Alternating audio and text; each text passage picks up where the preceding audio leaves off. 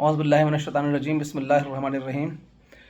रब्बिश शरह ली सदरी वयस्सिर ली अमरी वहलुल उक़दतम मिन लिसानी यफ़क़हू क़ौली। आज हम अपने प्री बजट प्रपोज़ल के एक बहुत इम्पोर्टेंट एलिमेंट की तरफ बढ़ रहे हैं और हम चाहते हैं फेडरल गवर्नमेंट को इसमें टर्नओवर और कॉस्ट ऑफ गुड्स सोल्ड के हवाले से बहुत इम्पोर्टेंट प्रपोज़ल देना। जैसा कि आप जानते हैं कि टर्नओवर टैक्स मिनिमम टैक्स जो है वो नाफिज है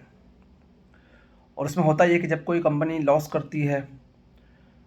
तो उसको मिनिमम टैक्स क्या कहते हैं पे करना पड़ता है। इस तरह से क्या कहते हैं कोई अगर कंपनी है उसको जो है वो टैक्स अगर कम आ रहा हो, यानी टर्नओवर टैक्स ज़्यादा टैक्स बन रहा हो और वैसे नॉर्मल अगर टैक्स कैलकुलेट करें तो टैक्स क्या कहते हैं कम बन रहा हो, तो उसको भी जो सिनेरियो अडॉप्ट करना होता है तो मोस्ट ऑफ द केसेस के अंदर जो मिनिमम टैक्स ही एप्लीकेबल क्या कहते हो जाता है, जो उसको पे करना होता है। इस वक्त जो मिनिमम टैक्स टर्नओवर टैक्स जो मिनिमम टैक्स का जो रेट है वैसे तो डिफरेंट है, लेकिन जनरली क्या कहते हैं जो लार्जली अप्लाई होता है 1.5% ऑफ टर्नओवर है। तो मेरी सजेशन ये है एफबीआर को और गवर्नमेंट को कि जी बेसिकली गवर्नमेंट का ऑब्जेक्टिव ये होना चाहिए कि ज़्यादा टैक्स कलेक्ट हो। एफबीआर का ऑब्जेक्टिव ये नहीं होना चाहिए कि जी टैक्स पेयर को जो ऑलरेडी टैक्स नेट के अंदर मौजूद हैं उनको तंग किया जाए। तो टैक्स पेयर को रिलीफ देने के लिए जैसा कि आप जानते हैं कि जो टैक्स है जो सेल्स है वो वेरीफाइड होती है। अगर आप मैन्युफैक्चरिंग सेक्टर से ताल्लुक़ रखते हैं या आप सेल्स कर रहे हैं तो आपकी जो सेल्स है वो सेल्स टैक्स रिटर्न से वेरीफाई हो जाती है और इस तरह से भी क्या कहते हैं वेरीफाई हो जाती है कि जाहिर है आपकी जब सेल होती है तो जाहिर है कोई ना कोई क्या कहते हैं आपकी परचेज क्या कहते कोई दिखा रहा होता है, तो एक आपको जो इनपुट आउटपुट को क्रॉस वेरीफाई भी किया जा सकता है। तो मेरी सजेशन एफबीआर को ये है कि जो लोग टर्नओवर टैक्स के बेसिस के ऊपर एसेस होते हैं, यानी जिन्होंने क्या कहते हैं लॉस किया है या जिनका नॉर्मल रिजीम के अंदर क्या कहते हैं टैक्स कम बन रहा है और वो टर्नओवर टैक्स को क्या कहते हैं अप्लाई करती हैं, तो वहाँ एफबीआर को जो है सिर्फ इस चीज़ से फोकस करना चाहिए कि जी उस सूरत में नुकसान सिर्फ है कि अगर जनरली ज़्यादा टैक्स बनता था और टर्नओवर टैक्स को अडॉप्ट करने की सूरत में कम टैक्स पे किया गया है, लेकिन इस अगर मैकेनिज्म को मान लिया जाए तो एक बहुत बड़ी आसानी यह है कि सेल्स जो है वो क्या कहते हैं वेरीफाई होती है। इसका जो सर्विसेज हैं, जो लोग सर्विसेज सेक्टर के अंदर फॉल करते हैं और वो चाहे क्या कहते हैं किसी भी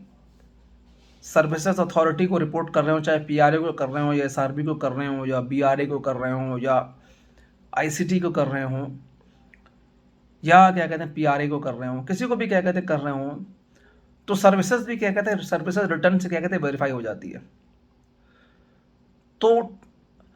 गवर्नमेंट को चाहिए कि वो टैक्स एक इस चीज़ को एनालाइज कराए कि उसको जो पिछले सालों में टर्नओवर के बेसिस पे कितना टैक्स कलेक्ट हुआ है और जो नॉर्मल टैक्स रिजीम के अंदर जिन लोगों ने क्या कहते हैं प्रॉपर 29% टैक्स या जो भी एप्लीकेबल टैक्स है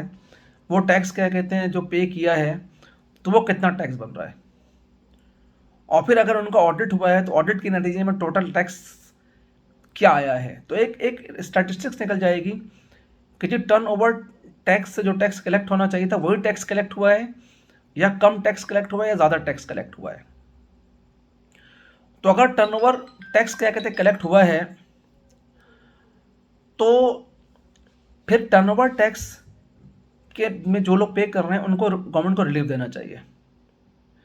और चाहे गवर्नमेंट क्या कहते हैं टैक्स को टर्नओवर टैक्स को 1.5% से बढ़ा के 2% कर दे,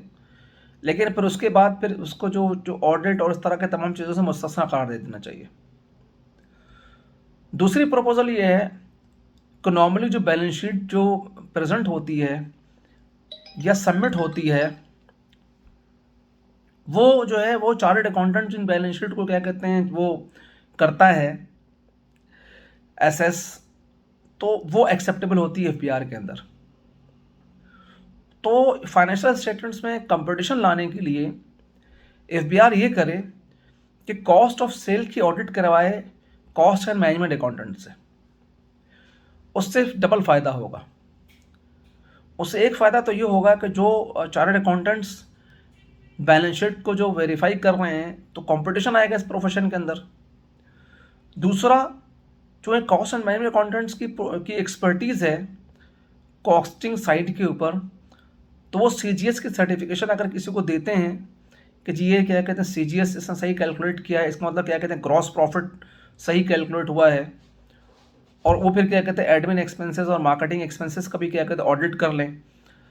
तो ऑडिट के दो रजीम इंट्रोड्यूस कराए जाएं। एक वो जो चार्टर्ड अकाउंटेंट्स क्या कहते हैं कर रहे हैं ओवरऑल फाइनेंशियल स्टेटमेंट्स, और दूसरा कॉस्ट ऑफ गुड्स सोल्ड और एक्सपेंसेस का ऑडिट जो है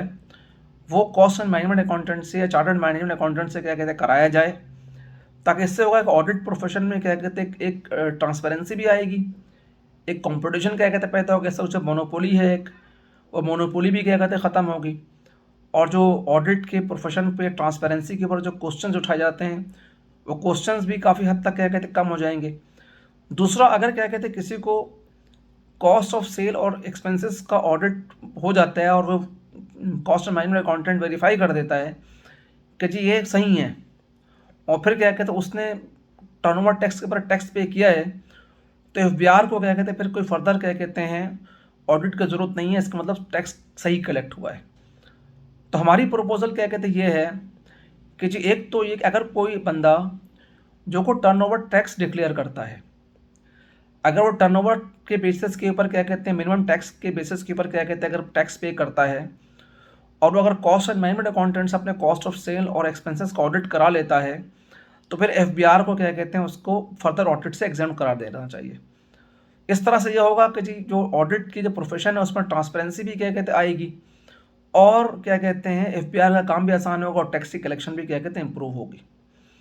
तो इंशाल्लाह फिर अपने अगले लेक्चर के अंदर क्या कहते हैं फर्दर टैक्सेस के इशूज़ को डिस्कस करेंगे। Thank you very much.